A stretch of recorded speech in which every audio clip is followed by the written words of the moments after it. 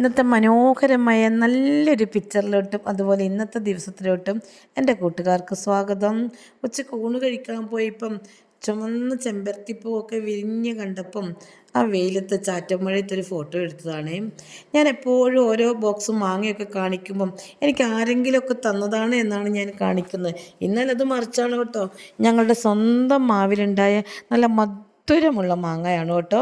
മാങ്ങയൊക്കെ നിലത്ത് വീഴാതെ പറിച്ച് കുറച്ച് കച്ചിയൊക്കെ എടുത്ത് വെച്ച് അതിൻ്റെ ഇടയ്ക്കൂടെയൊക്കെ വെച്ച് ടേസ്റ്റി ആയിട്ട് പഴുപ്പിച്ചെടുത്ത മാങ്ങയാണ് കേട്ടോ. ഇനി കുറച്ച് ദിവസത്തേക്ക് ഈ മാങ്ങ കൊണ്ടുള്ള കറികളും ജ്യൂസും ഷേക്കും ഒക്കെ കഴിക്കാമെന്നാണ് ഇന്ന് വിചാരിച്ചിരിക്കുന്നത്. അങ്ങനെ ഇതിൽ നിന്നൊരു 2-3 മാങ്ങ എടുത്ത് ഇന്ന് എന്തെങ്കിലുമൊക്കെ ഒന്ന് ചെയ്യാമെന്ന് വിചാരിച്ച കേട്ടോ. അങ്ങനെ 2 മാങ്ങ എടുത്ത് ഞാനൊന്ന് വൃത്തിയാക്കി എടുക്കുകയാണ് കേട്ടോ. വൃത്തിയാക്കി എടുക്കുക എന്ന് പറഞ്ഞാൽ നമ്മൾ ഫ്രഷ് മാങ്ങ ആയതുകൊണ്ട് അങ്ങനെ വെള്ളത്തിലൊന്നും ഇട്ട് വെക്കുകയെന്നല്ല, അതിൻ്റെ തോലൊക്കെ കളഞ്ഞ് ഉടുപ്പൊക്കെ ഊരി ഒന്ന് സുന്ദരന്മാരാക്കാമെന്നാണ്. ഇതാ 3 ആളെയാണ് കേട്ടോ ഞാൻ സുന്ദരന്മാരാക്കിയിരിക്കുന്നത്. ഇനി ഇത് ബൗളിലോട്ട് ഇട്ട് വെക്കാം.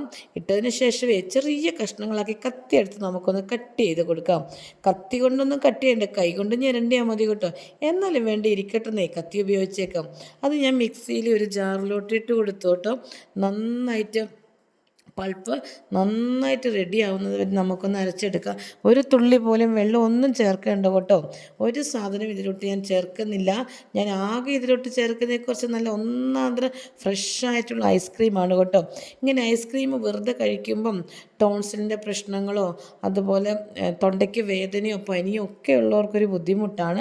ഈ മാങ്ങയൊക്കെ കിട്ടുന്ന സമയത്ത് ഫ്രഷ് മാങ്ങയാണെങ്കിൽ അതിങ്ങനെയൊക്കെ അടിച്ചെടുത്ത് കുറച്ച് ഐസ്ക്രീമും കൂടി ഇട്ട് മാംഗോൻ്റെ ടേസ്റ്റ് മുമ്പിൽ നിൽക്കുന്ന പോലെ കുറച്ചധികം പൾപ്പ് നമുക്കിട്ട് മിക്സ് കൊടുക്കണം. അങ്ങനെ ഇതൊന്ന് കഴിച്ച് നോക്കിക്കേ, ഒന്നാന്തരം മാംഗോൻ്റെ ടേസ്റ്റുള്ള മാംഗോ ഐസ്ക്രീമാണ് കേട്ടോ. അടിപൊളിയാണ്. പിന്നെ കുറച്ച് ചുവന്ന മീൻ ഫ്രിഡ്ജിലുണ്ടായിരുന്നു കേട്ടോ. അങ്ങനെ ചുവന്ന മീൻ കിളിമീൻ എന്നാണ് കേട്ടോ ഞാനിതിനെ പറയുന്നത്. അതെടുത്തു. കിളിമീൻ ശരിക്കും ഫ്രൈ ആക്കുവാണ് ടേസ്റ്റ്. അപ്പോൾ വൈകുന്നേരം ആയതുകൊണ്ട് ഫ്രൈ ആക്കണ്ടെന്ന് വിചാരിച്ചു. പിന്നെ ഗിരീഷേട്ടനാണെങ്കിൽ മീൻ കറിയാണ് ഇഷ്ടമുണ്ട് താനും. അങ്ങനെ പച്ച മാങ്ങയും അതുപോലെ ഒരു കഷ്ണം ഇഞ്ചിയും പച്ചമുളകും പിന്നെ നല്ല ഒന്നാന്തരം അരപ്പും എല്ലാം കൂടി മിക്സാക്കി കറിവേപ്പിലയും ഉപ്പും ഇട്ടതിന് ശേഷമാണ് കേട്ടോ മീൻ കഷ്ണങ്ങൾ ഇട്ട് കൊടുത്ത് നന്നായി തിളച്ചതിന് ശേഷം തീ കുറച്ച് വെച്ച് പറ്റിച്ച് വാങ്ങിയെടുത്തു. അതുകൂടാതെ നല്ല ഒന്നാന്തരം മാങ്ങ ഇങ്ങനെ ഇരിക്കുമ്പോൾ എങ്ങനെയാണ് മീൻകറി കൂട്ടി കഴിക്കുന്നത്.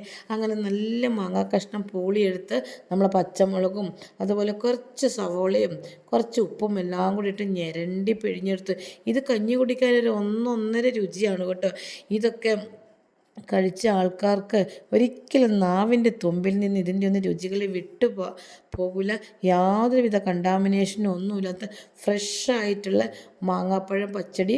ഇത് പെട്ടെന്നുണ്ടാക്കുന്നൊരു പച്ചടിയാണ് കേട്ടോ. ഒരു സമയവും വേണ്ട, കഞ്ഞി വാങ്ങി വെച്ചിട്ട് ഉണ്ടാക്കി കഴിക്കാം.